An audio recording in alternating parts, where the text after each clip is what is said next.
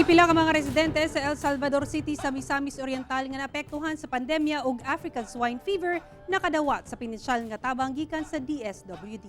Sa natong report ni Ethel Ipanag.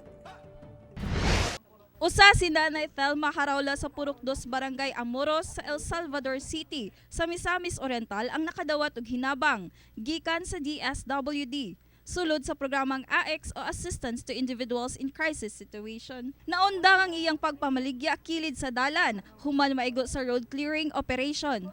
Karon din na nag-garden na lang, nanom anong mga talamnon para kung dahil mamalit, makabaligya pod.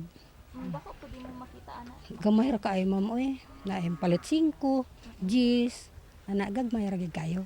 Samtang si Nanay Virginia Velez nga usa ka balo, nagpasalamat sa ayuda kay makapalit na sayang maintenance nga tambal. Dako gigay nagkatabang sa amo to kay kuan.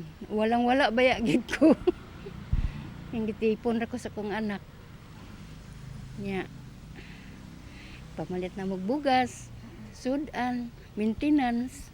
15 ka mga barangay sa syudad diin moabot sa 246 ka mga residente ang nakadawat og tag 5,000 pesos nga financial assistance.